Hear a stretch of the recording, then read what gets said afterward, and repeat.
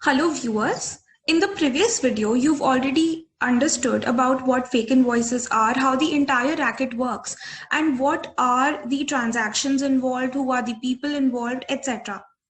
In this particular video, we are going to talk about those problems that the GST law has, because of which all these kinds of events of fake invoices, fraudulent ITC have become so frequent and rampant.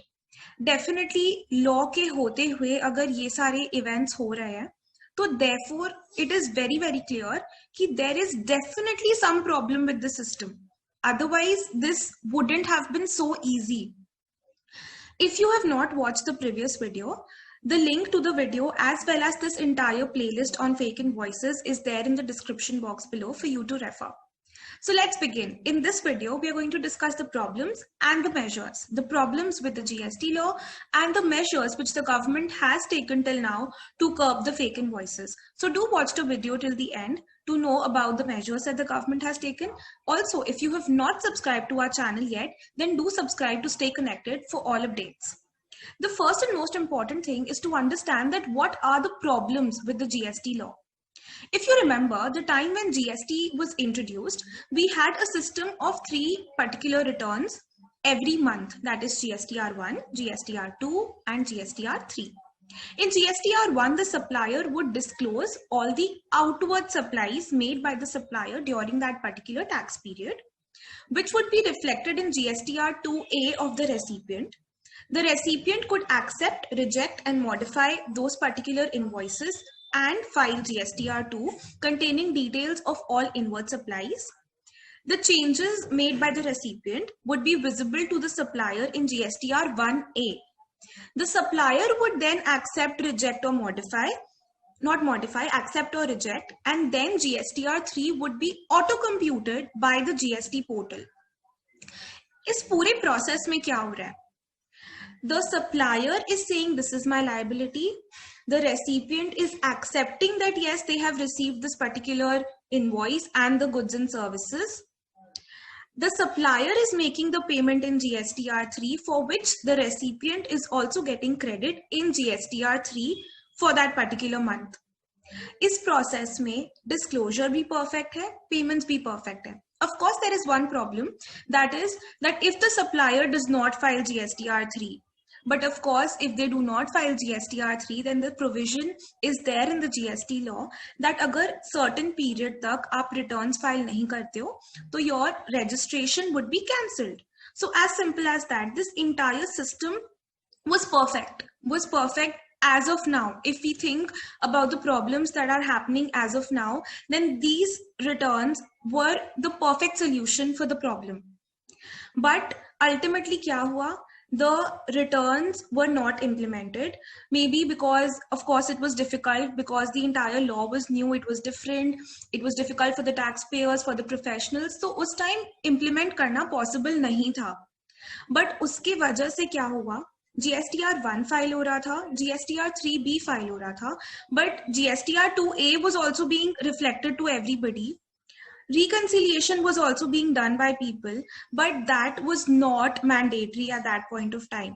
So basically what was happening is that people were taking credit without ensuring that the amount of tax has been paid by the supplier to the government, which is, let me quote, which is very, very, very important, because it is one of the conditions in section 16 subsection 2, that is the tax must have been paid by the supplier to the government. Of course, it was difficult. It was impossible to ensure that this payment has been done, because GSTR2A simply shows us the amount of liability which has been declared by the supplier. So that was the whole problem. That is the whole problem with the law. अब 1, 2, 3 लाने की जगह government ने बहुत सारे अलग अलग measures लिए, that हम ये कर देते हैं, वो कर देते हैं, ऐसे चेक करते हैं, and we'll try to curb the fake invoices racket. But how far is it practical? How far will it be able to curb the fake invoices is a matter of concern, is really something which cannot be it cannot be really surely said कि yes हो जाएगा इससे. For example, what are the measures? The first one, a very, very debatable rule, Rule 36(4), which restricts the amount of ITC that a person can claim. Kaise? If all the invoices received by that particular recipient is not visible in GSTR 2A, then pehle limit 20% tha, which was reduced to 10, and now it has been reduced to 5%. That means eligible ITC ka 5% extra of what is being reflected in GSTR 2A can be claimed by the recipient. So this would actually pressurize the supplier. The recipient would pressurize the supplier कि आप invoices declare करो. इससे क्या purpose solve हो रहा है? The disclosure purpose is getting solved by this particular rule, that the supplier will have to disclose all his liability in GSTR 1 so that the recipient can claim ITC. So yes, the purpose of disclosure is being solved over here. But the next problem, which is also the problem without Rule 36(4), is payment of that amount of tax by the supplier. How will that be ensured? There are two very important provisions in the law which help us ensure, which help the government ensure that कोई भी अगर liability declare करता है, they have to make the corresponding payment in GSTR 3B. What are those two provisions? One is if GSTR 3B is not filed for 2 consecutive months, 2 continuous tax periods, in that case GSTR 1 for that particular registered person will get disabled, and also the IFF, that is invoice furnishing facilities, for the people who have opted for the QRMP scheme, even that would get disabled. Also, e-waybill will be disabled for those persons, those taxpayers. So this is one very strong step that the government has taken, that agar aap 3B file nahi karte ho, so in that case GSTR 1 e-waybill will get disabled. But what is the problem in this particular provision? 3B, तो आप कोई भी liability declare करके file कर सकते हो. So how is it that the government is ensuring that the adequate amount of payment, the exact amount of payment is being made? Notification number 94. इस particular notification में एक नया provision add हुआ जिसमें ये चीज mentioned है that if GSTR 1, the liability declared in GSTR 1 exceeds the amount of payment made in GSTR 3B, in that case, the registration of that particular taxpayer may be cancelled. Of course, an opportunity of being heard would be given, because there can be a lot of genuine cases where the liability in GSTR 1 is more than the amount of tax paid in GSTR 3B, क्योंकि cumulatively हम 3B को correct करते हैं.